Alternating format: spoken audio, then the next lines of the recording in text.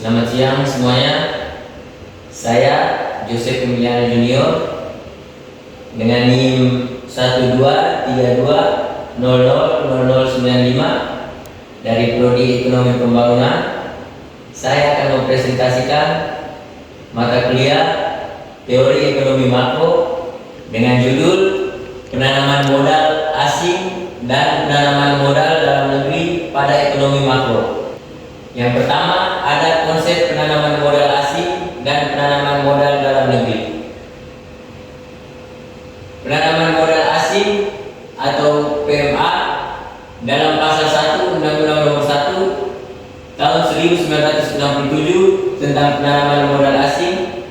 Unsur-unsur penanaman modal asing yang didefinisi dalam undang-undang tersebut meliputi: 1. Penanaman modal asing dilakukan secara langsung. 2. Penanaman modal asing menurut undang-undang. Yang ketiga, penanaman modal asing digunakan untuk menjalankan perusahaan di Indonesia. Hak dan kewajiban penanaman modal, khususnya penanaman modal asing, telah ditentukan dalam pasal 8, pasal 10, pasal 14, pasal 15, dan pasal 18 Undang-Undang Nomor 25 tahun 2007 tentang penanaman modal. Yang berikut hak investor asing sebagai berikut. Yang pertama, mengalihkan aset yang dimiliki kepada pihak yang diingininya. Yang kedua, melakukan transfer dan repatriasi dalam valuta asing. Yang berikut kewajiban penanaman modal khususnya investor asing, yaitu yang pertama, menerapkan prinsip tata kelola perusahaan yang baik. Yang kedua, melaksanakan tanggung jawab sosial perusahaan. Yang ketiga, membuat laporan tentang kegiatan penanaman modal dan menyampaikan kepada Badan Koordinasi Penanaman Modal. Yang keempat, menghormati tradisi budaya masyarakat sekitar lokasi kegiatan usaha penanaman modal. Dan yang terakhir, mematuhi semua ketentuan peraturan undang-undangan.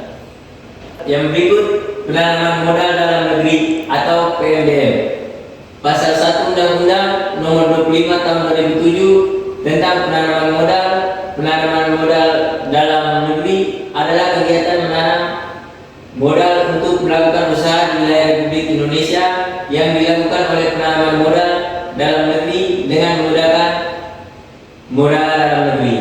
Berikut pihak yang dapat menjadi penanam modal dalam negeri adalah: yang pertama, orang perorangan warga negara Indonesia. Yang kedua, Badan Usaha Indonesia. Yang ketiga, Badan Hukum Indonesia. Pihak yang dapat mengajukan permohonan penanaman modal baru dalam rangka penanaman modal dalam negeri adalah: yang pertama ada PT, yang kedua ada CV, yang ketiga ada FA, yang keempat Badan Usaha Operasi, yang kelima BUMN, yang keenam BUMD, yang ketujuh perorangan. Permohonan penanaman modal baru dalam rangka PMDN diajukan kepada kepala BKPM dalam rangka kedua dengan menggunakan formulir model PMDN. Hal-hal yang harus diisi oleh calon investor dalam permohonan tersebut meliputi: yang pertama, ada keterangan permohonan yang meliputi nama pemohon, NPWP, akta pendirian dan perubahannya, nama notaris, nomor dan tanggal, pengesahan materi kehakiman serta alamat lengkap. Yang kedua, keterangan rencana proyek yang meliputi bidang usaha, lokasi proyek, produksi per tahun, pemasaran per tahun, luas tanah yang diperlukan, tenaga kerja, rencana investasi, sumber pembiayaan, modal perseroan, jadwal waktu penyelesaian proyek, dan pernyataannya. Berikut yang kedua, pengaruh penanaman modal asing pada ekonomi makro. Beberapa aspek utama yang menggambarkan bagaimana PMA mempengaruhi ekonomi makro. Yang pertama ada pertumbuhan ekonomi, yang kedua ada ekspor impor, yang ketiga ada peningkatan produktivitas inovasi, yang keempat ketergantungan ekonomi, yang kelima distribusi pendapatan, yang keenam pengaruh kebijakan moneter dan fiskal. Pengaruh penghambat yang dapat mempengaruhi implementasi dan dampaknya terhadap ekonomi makro suatu negara antara lain: yang pertama, regulasi dan kebijakan; yang kedua, ketidakpastian politik; yang ketiga, infrastruktur yang buruk; yang keempat, ketidakstabilan ekonomi makro; yang kelima, ketidakstabilan lingkungan bisnis; yang keenam, ketidakmampuan tenaga kerja; yang ketujuh, tantangan sosial dan lingkungan. Yang ketiga, ada pengaruh penanaman modal dalam negeri pada ekonomi makro.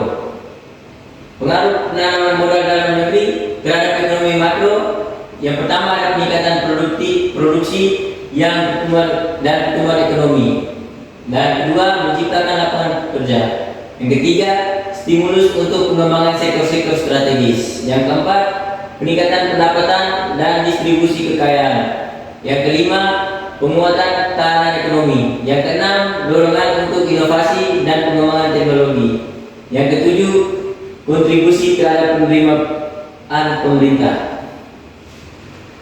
Faktor penghambat yang dapat mempengaruhi efektivitas penanaman modal dalam negeri antara lain: ketidakstabilan regulasi; yang kedua, infrastruktur yang kurang memadai; yang ketiga, keterbatasan akses terhadap modal dan teknologi; yang keempat, ketidakstabilan politik dan konflik sosial; yang kelima, biaya tinggi dan rendahnya kualitas tenaga kerja; yang keenam, birokrasi yang berlebihan; yang ketujuh, korupsi dan praktik bisnis yang tidak etis; yang kedelapan, ketidakstabilan merdeka ekonomi; yang keempat, ada peran penanaman modal asing dalam negeri untuk pembangunan ekonomi yang stabil dan berkelanjutan.